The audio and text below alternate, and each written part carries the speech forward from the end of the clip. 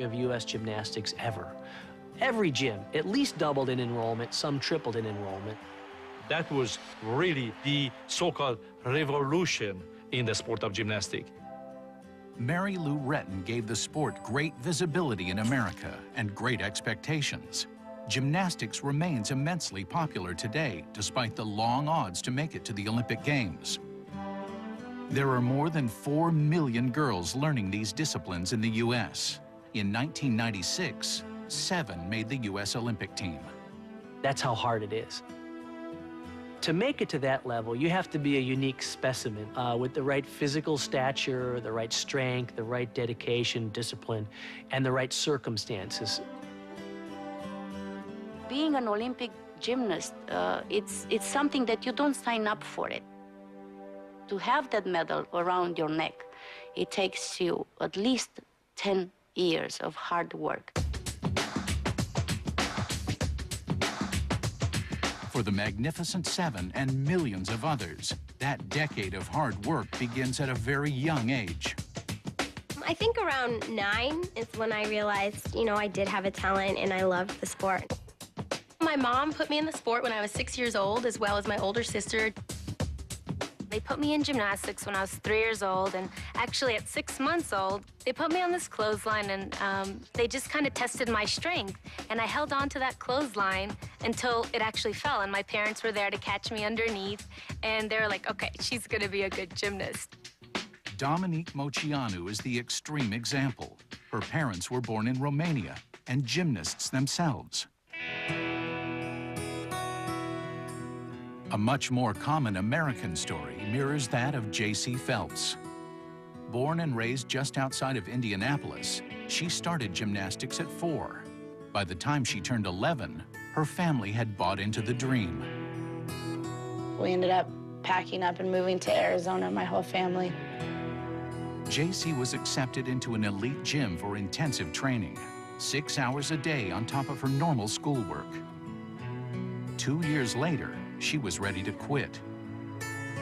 My parents said, well, we're not going to stay in Arizona if you're not going to do gymnastics. Everything just hit a point. I was out of the gym for a while. She was granted a tryout at another elite training center in Cincinnati, closer to home. Her mother agreed to move there with her. Her father and brother returned to Indiana. I decided if we're going to be split up, I'm going to do something about it. I put everything I had into it, and that was definitely my turning point. Her family is still paying the price of her Olympic quest. My parents took out loans, and we're still paying off credit cards. It was a sacrifice.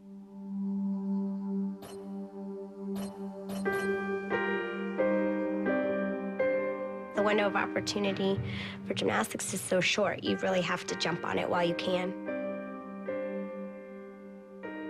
Kerri Strug left her family in Arizona to train with Caroli in Texas at the age of 13. Dominique Dawes lived near her coach in Maryland, but waking up at 4:45 a.m. for practice took a toll on her family. I remember at times for morning practices, my mom didn't want to get up because she was exhausted. I was devastated and would call my coach Kelly hysterical because she didn't want to get up in the morning. What's wrong with her? This dream doesn't mean anything to her, So when I sit back and think about it, it was a lot of my parents. Accepting the fact that your daughter might have to move away was one thing that they agreed to. Each year, thousands of families make the sacrifice. A precious few will get the chance to live the dream. I think it's a sport that not everyone can just decide to do. Anybody can pick up a basketball and learn how to dribble it. I just think that gymnastics takes something special.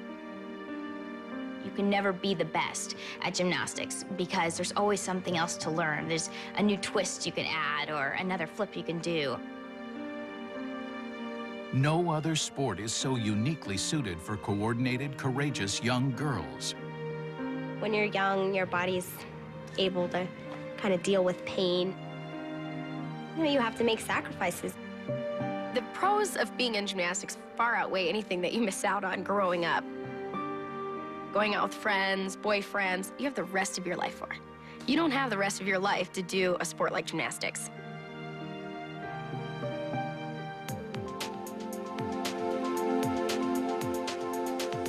Only one member of the Magnificent Seven grew up without a complete obsession with the sport.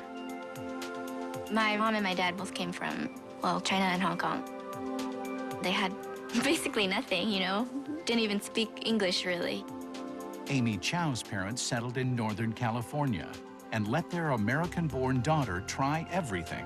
You know, swimming, I had some tennis lessons when I was little, and piano and gymnastics and ballet and just all sorts of things, and then I kind of chose what I wanted to do. What she wanted to do was win a gold medal. Her family history put the odds and the pressure into perspective.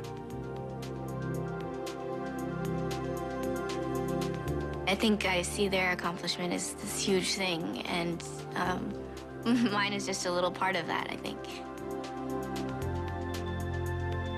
For some little girls and their families, the drive to win can also drive them apart. I didn't understand it, and what you don't understand, you fear.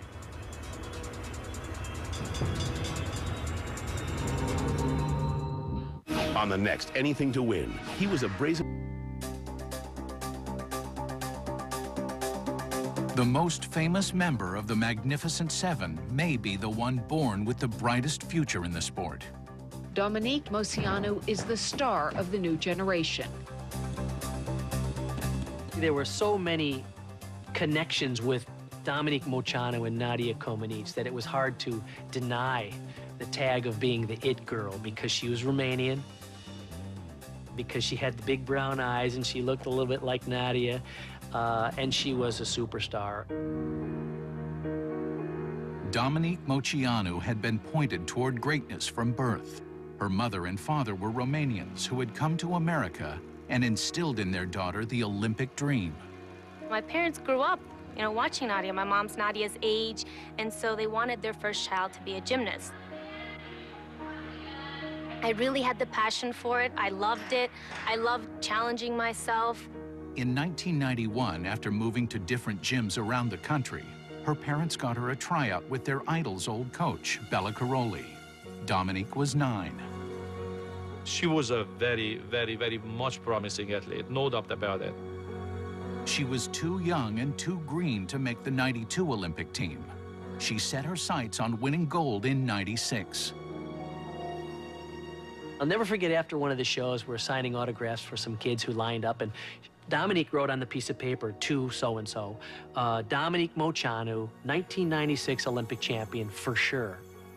And I just thought, what kind of moxie does this young lady have to be able to write that a few years before the Olympics? But that's the kind of young lady she was. She won the U.S.